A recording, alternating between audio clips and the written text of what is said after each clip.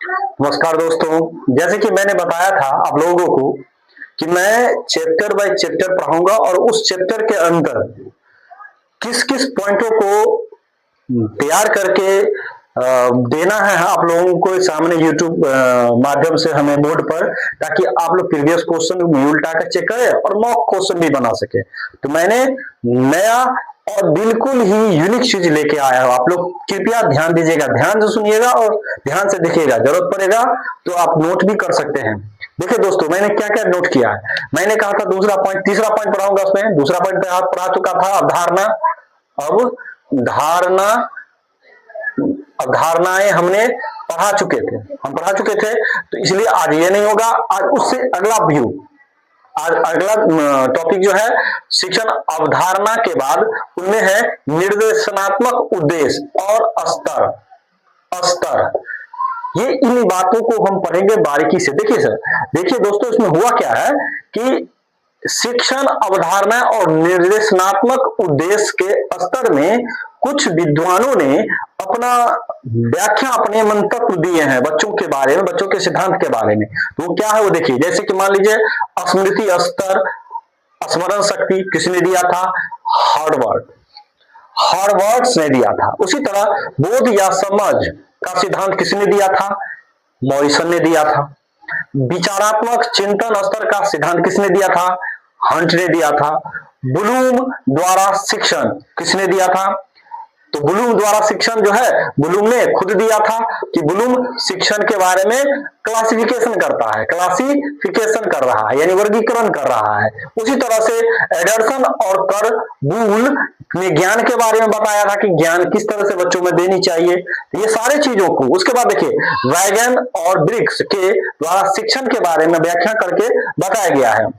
उसी तरह से लास्ट में सात ऐसे व्याख्याकर्ता थे जिन्होंने बखूबी बताया शिक्षण के बारे में। और इसी से क्वेश्चन रहेगा, इससे ज्यादा क्वेश्चन आपको मिलेगा ही नहीं, गारंटी है। आप देख लीजिएगा। उसका एक डर डेल नाम के जो व्याख्याकर्ता थे, इन्होंने ही बताया था। अब देखिए दोस्तों, मैं मॉक क्वेश्चन में आ रहा हूं। अब सेम टू सेम क्वेश्चन इसी से पूछा जाएगा, उल्टा के देख लीजिए। अब जैसे मॉक क्वेश्चन में क्या है कि स्मृति स्तर, देखिए क्वेश्चन क्या पूछ रहा है आपको, स्मृति स्तर। देखिए स्मृति स्तर पहले ही नंबर पर आ रहा है। जिन्हें किसने दिया था? उसने हार्वर्ड ने दिया था। याद रखिएगा दोस्तों, हार्वर्ड ने स्मृति स्तर में आखिर क्या बोला है, मैं उसी के बारे में डिटेल से पढ़ाऊंगा। इन सब ने अपने अपने, जैसे बोध समझ में मॉरिसन ने क्या बताया, विचारात्मक चिंतन स्तर में हर्ट ने क्या बताया, मैं इन सारे चीजों को डिटेल में पढ़ाऊंगा, टू दी पॉइंट। ज्यादा नहीं पढ़ाऊंगा, मेन मेन पॉइंट पढ़ाऊंगा, ताकि किताब से डायरेक्ट टच कर जाए, क्वेश्चन से डायरेक्ट टच कर जाए। अब जब एग्जाम बैठेगा तो दिल खोल के हंसते हुए आइएगा और तहे दिल से हमारा तारीफ करिएगा दोस्तों। दिल से धन्यवाद दीजिएगा। आप देख लीजिएगा मेरा वीडियो फुल, आप देखिए। देखिए दोस्तों, मैंने क्वेश्चन एक मॉक बनाया है। उसमें क्या है, मॉक प्रीवियस ही है। स्मृति स्तर किसने दिया था? हार्वर्ड ने दिया था। तो हार्वर्ड ने क्या बताया? हार्वर्ड ने बताया क्या? तो देखिए दोस्तों, क्या है स्मृति स्तर शिक्षण अधिगम की सबसे बड़ी खामी क्या है, यानी स्मृति स्तर के शिक्षण अधिगम में आखिर सबसे बड़ी खामी क्या है? स्मृति तो है, मेमोरेंडम तो है, मेमोरी वाला काम तो है इसमें, लेकिन इसकी खामियां क्या है? रटने की व्यवस्था, अनुशासनिकहीनता या मानसिक बाधा, या ये सभी क्या है? अब देखिए, इसी में हम पढ़ाएंगे स्मृति स्तर में कि स्मृति में क्या होता है कि बच्चों को जबरदस्ती रटा दिया जाता है, जोर जबरदस्ती करके, बलपूर्वक। इसमें और इससे क्या होता है, उनके मानसिक विकास तो नहीं होती है, थोड़ी सी बौद्धिक विकास हो जाती है, लेकिन मनोवैज्ञानिक ढंग से विकास नहीं होती है। तो यहां पर बताया जा रहा है कि रटने की व्यवस्था, अनुशासनहीनता, मानसिक वाद, ये सभी। अब देखिए दोस्तों, हमने क्या बताया अभी कि स्मृति स्तर में मानसिक विकास नहीं होता है, थोड़ा बहुत बौद्धिक विकास भी नहीं होता है, थोड़ा बहुत उसकी विकास हो जाती है समझ की, लेकिन वो भी रटने पर।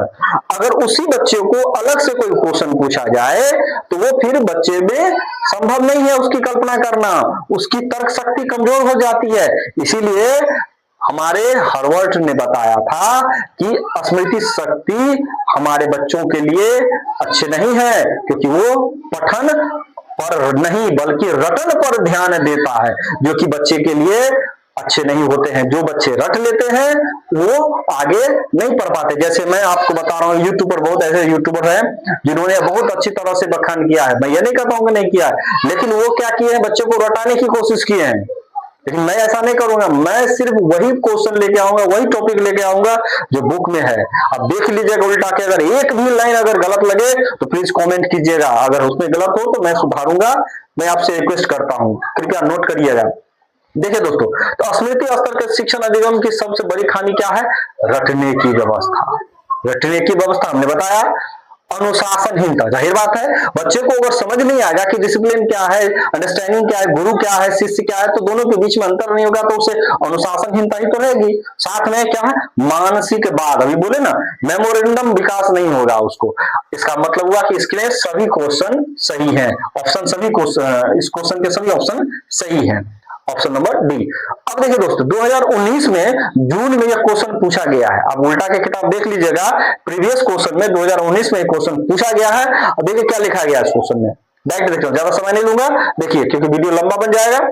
तो उसमें देखिए क्या है, शिक्षण अधिगम से संबंधित अनुभव का शंकु। देखिए क्वेश्चन यहाँ पे क्या पॉइंट दिया है, इन्वर्टेड कॉमा के साथ में दोस्तों, शिक्षण अधिगम से संबंधित अनुभव का शंकु को किसने प्रस्तुत किया, यही तो पॉइंट है।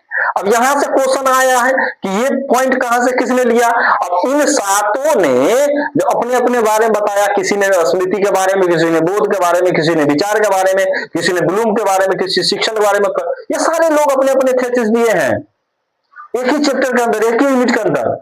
अब इसमें से ये किसने कहा है, अब वहां से क्वेश्चन पूछ दिया 2019 में, देख लीजिए उल्टा के। अब ये अनुभव शंकु किसने दिया, तो मैं यही डिटेल से पढ़ाऊंगा सारे पार्ट्स में, सारे लोगों के बारे में कि किसने टू दी पॉइंट बताया है। तो देखिए दोस्तों, इसका आंसर क्या होगा बताइए, आप ही लोग बताइए, कमेंट कीजिए।